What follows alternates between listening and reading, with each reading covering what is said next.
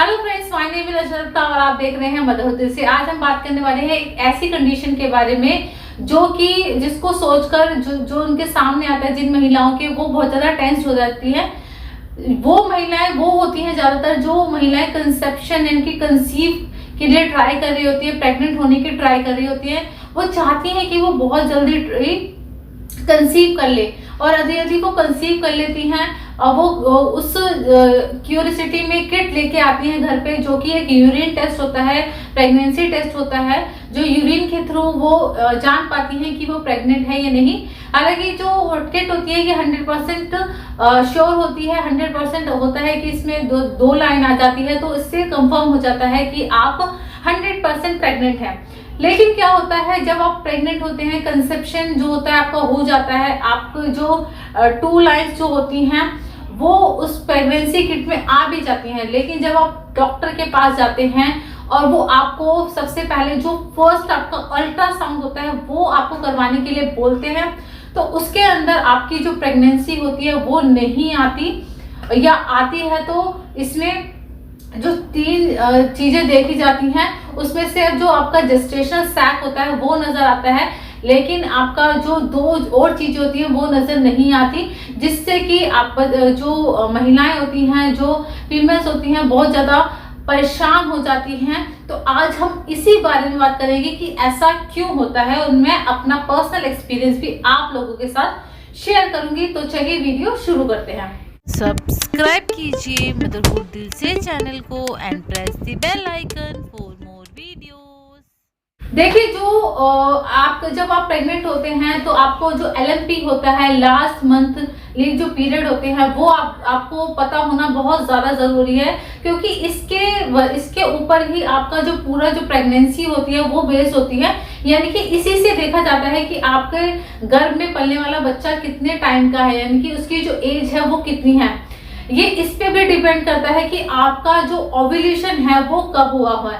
आपका ओव्यूलेशन अगर आपकी जो मंथली साइकिल है उसके बीच में अगर पहले होता है तो आपका जो बेबी का उसको जो एज होती है वो ज्यादा होती है। अगर आपका ओव्यूलेशन बाद में हुआ है तो आपकी जो बेबी की एज होती है, जो जेस्टेशनल एज होती है बेबी की, वो बेबी की कम होती है। तो इस पे भी डिपेंड करता है ये सब चीजें। लेकिन आपको LMP जो होती है वो पता होनी चाहिए कि आपके जो पीरियड है वो लास्ट कब आए थे। जैसे समझ लीजिए आपके पीरियड जैन में आए हैं 28 को, जैन को लास्ट 28 को अगर पीरियड आए हैं तो आपका 1 मंथ जो अगर समझ लीजिए आपकी साइकिल 28 डेज की है या 29 डेज की है, तो उसके बाद अगर आपके जो पीरियड है वो स्किप हो जाते हैं तो आप नेक्स्ट डेट अगर एक दो दिन स्किप हो जाते हैं तो आप प्रेगनेंसी टेस्ट करते हैं, उसमें अगर आपकी प्रेगनेंसी कंफर्म हो जाती है, उसके बाद जो नेक्स्ट स्टेप होता है वो यही होता है कि डॉक्टर के पास जाना, कंसल्टेशन करवाना, और ताकि हम एक तरह से 100% कंफर्म होने के लिए वहां पर भी आपका प्रेगनेंसी टेस्ट होता है, जो कि मेरा भी हुआ था। तो उसके बाद आपको जो फर्स्ट अल्ट्रासाउंड के लिए जाना पड़ता है डॉक्टर के पास। तो इसी तरीके से मैं भी फर्स्ट अल्ट्रासाउंड के लिए गई थी, पास ही के हॉस्पिटल में, काफी जाना माना था, वहां पर अल्ट्रासाउंड के लिए मैं गई थी। तो वहां पर वो जो मेरा अल्ट्रासाउंड था वो हुआ, जिसमें मैं बताती हूँ जिसमें कि जो प्रेगनेंसी थी वो कंफर्म नहीं हुई थी। ठीक है, उसमें क्या हुआ था, जो आपका ये जो जेस्टेशनल सैक है वो नजर आया था, लेकिन जो फीटल पोल होता है, फिर आपका फीटल जिसे नोड भी बोलते हैं वो, और आपका योग सैक ये नजर नहीं आया था। ये क्या होता है जी, जेस्टेशनल सैक के बारे में बात कर लेते हैं हम। वो क्या होता है, जेस्टेशनल सैक होता है जो आपका गर्भाशय होता है, उसके अंदर एक थैली बनी होती है जिसके अंदर एमनियोटिक फ्लूइड होता है। बहुत छोटे आकार का नजर आता है, ये इस तरीके का नजर आता है। जेस्टेशनल जब सैक बनता है उसके अगर यानी कि अगर जैसे अल्ट्रासाउंड जाते हैं उसमें जेस्टेशनल सैक आपका नजर आ गया है, अगर वो नजर नहीं भी आता तो आपको जो डॉक्टर होते हैं वो 10 डेज के बाद दोबारा बुलाते हैं। वैसे तो आपके जब वो आपका जो अल्ट्रासाउंड होता है, फर्स्ट अल्ट्रासाउंड, अगर आप थोड़ा टाइम पीरियड के बाद कराते हैं, यानी कि आप उसको 5 वीक्स के तक, 5 से 6 वीक्स के अंदर कराते हैं तो आपको सब कुछ आ जाता है उसके अंदर। लेकिन अगर आप पहले करा रहे हैं तो जेस्टेशनल सैक आता है उसके बाद आपका जो मैंने बात करा योक सैक और आपका फीटल नोड, ये नजर नहीं आता। ये नजर ना आने के ना आना ये नहीं होता कि आप प्रेगनेंसी में कोई प्रॉब्लम है, क्योंकि ये आपको अगर ये नजर, अगर डॉक्टर को ये नजर नहीं आता तो आपको 7 से 10 दिन बाद दोबारा बुलाते हैं। फिर आपका दोबारा जो अल्ट्रासाउंड होता है, ये एब्डोमिनल आपका अल्ट्रासाउंड होता है पेट के ऊपर से, उसमें अगर आपका जब आप 10 दिन बाद जाते हैं तो आपका जो ये योक सैक है वो नजर आ जाता है। योक सैक क्या होता है? योक सैक जो आपका जेस्टेशनल सैक होता है उसके अंदर एक और थैली होती है छोटी सी, जो कि आपकी योक सैक कहलाती है। योक सैक में जितने भी जरूरी तत्व होते हैं जो कि ग्रोथ के लिए इंपॉर्टेंट होते हैं बेबी के, वो रहता है जब तक कि वो जो कोड होती है वो ठीक से ना बनी हो, जिसके थ्रू माँ बेबी को न्यूट्रिएंट्स जो जरूरी चीजें होती हैं माँ के थ्रू मिलती हैं। तो ये होता है। उसके बाद होता है फीटल नोड। तो फीटल नोड क्या होता है? फीटल नोड में क्या होता है? एक तरह का भ्रूण होता है, बेबी होता है, जिसको हम एम्ब्रियो बोलते हैं। ये एक हेड उसमें बेबी का बना होता है, और पोल, फीटल पोल यानी कि ये टेल बनी होती है। तो ये जो ग्रोथ होता है आगे जाके बेबी का, मतलब ये जो फीटल नोड होती है आगे जाके बेबी का रूप ले लेती है। पहले भ्रूण का यानी कि एम्ब्रियो का रूप लेगी, उसके बाद आपका बेबी का रूप ले लेती है, मतलब पूरा बेबी फॉर्म हो जाता है। तो ये सब चीजें होती है। तो ये जो मेरा टेस्ट हुआ था 22 दिसंबर को हुआ था 2018 को। जब आपका 22 को हुआ था तो इसके अंदर जेस्टेशनल एज आई थी, और इसमें योक सैक भी सीन हुआ था, लेकिन फीटल नोड नहीं दिखी थी। ये जो टेस्ट हुआ था इससे पहले भी मेरा जो अल्ट्रासाउंड हुआ था उसमें मेरा कुछ प्रेगनेंसी कंफर्म नहीं हुई थी।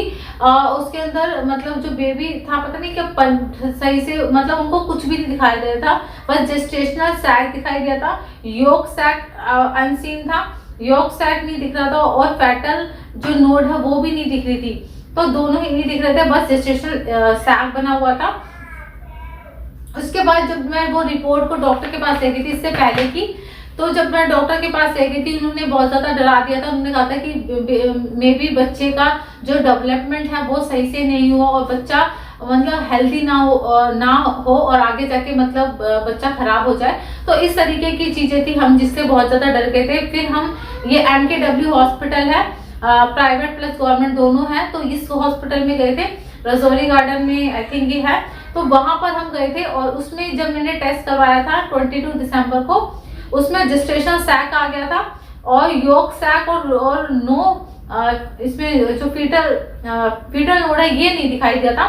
तो डॉक्टर ने मुझे 10 डेज के बाद दोबारा बुलाया था फॉर द कार्डियक एक्टिविटी, जिसमें कि फीटल नोड के लिए भी बुलाया था, प्लस कार्डियक यानी कि जो हार्ट है बेबी का वो बीट करना स्टार्ट कर दिया कि नहीं। तब बीट करना स्टार्ट नहीं किया था हार्ट बीट। जब मैं 10 डेज के बाद नहीं गई थी, बहुत ज्यादा डर गई थी। मैंने कहा कि थोड़े दिन बाद जाती हूँ, जिससे कि मैं गई थी 15 जैन को, 23 डेज बाद गई थी। 23 डेज में जब ये रिपोर्ट है मेरे हाथ में, इसमें जो प्रेगनेंसी थी वो 8 वीक्स और 2 डेज की हो गई थी।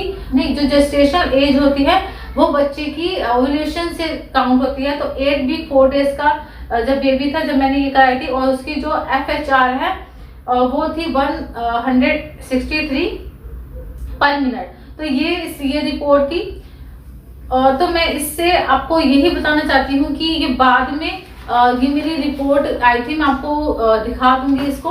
यानी कि जो मेरा फर्स्ट अल्ट्रासाउंड, अगर जो फर्स्ट अल्ट्रासाउंड मैंने कराया था उसमें कुछ भी नहीं था, तो मैं बार बार ट्राई कर रही थी कि मेरा उसमें क्यों, इसमें जो प्रेगनेंसी टेस्ट है, यूरिन टेस्ट है, उसमें तो प्रेगनेंसी आ रही है, लेकिन जब मैं अल्ट्रासाउंड करा रही हूँ तो उसमें क्यों नहीं आ रही। तो उसने बहुत डरा दिया था। उसके बाद में कोई और जो डॉक्टर मैंने हॉस्पिटल बताया, MKW हॉस्पिटल में गई, उसमें मेरा दोबारा टेस्ट हुआ। उन्होंने कुछ ऐसा नहीं बताया, बहुत चीजें काम थी और सॉर्टेड थी, जो कि उन्होंने बताया कि बिल्कुल डरने वाली बात नहीं है, ये और नॉर्मल है। ये इसलिए होता है कि आपका जो ओव्यूलेशन है शायद लेट हुआ हो, और ओव्यूलेशन लेट होने की वजह से जो जेस्टेशनल एज है बेबी की वो कम हो, इसके वजह से ही आपका जो जेस्टेशनल सैक तो बन गया था, लेकिन तब तो सैक भी नहीं बना था, यानी कि बेबी की एज बहुत ज्यादा कम थी। और इसमें जेस्टेशनल सैक और आपका ये यॉर्क सैक और जो आपका मैंने बताया था फेटल नोड, ये नहीं दिखा था। तो अब उसमें सब चीज जो है विजुअलाइज थी, हर चीज जो है सामने थी। तो इसमें बहुत ज़्यादा हम टेंस हो गए थे। तो मैं ये वीडियो आपके लिए इसलिए बनाई है ताकि आप इस चीज़ से समझ सकें और आपको कुछ ना कुछ हेल्प मिले इस वीडियो से, ताकि जो प्रॉब्लम मैंने फेस की है, क्योंकि देखिए जब आप कंसीव करते हैं और खासकर जब आप प्लान करते हैं किसी चीज को, अपने बेबी को प्लान करते हैं और हर चीज आप चाहते हैं कि प्लान के अकॉर्डिंग हो, तो आपको बहुत ज्यादा धक्का लगता है अगर इस चीज की जो चीजें होती हैं, तो आप इन चीजों से बच सके। इसलिए ये वीडियो मैंने आपके लिए बनाई है। तो आई होप ये वीडियो आप कहीं ना कहीं आपकी हेल्प करेगी। प्लीज अगर हेल्प करती है तो do like and share and subscribe my channel. मैं इसी तरीके की वीडियो बनाती रहती हूँ, आपके सामने लेके आती रहूंगी। तो हम मिलेंगे नेक्स्ट वीडियो में, तब तक के लिए take care and bye bye. Thanks for your time.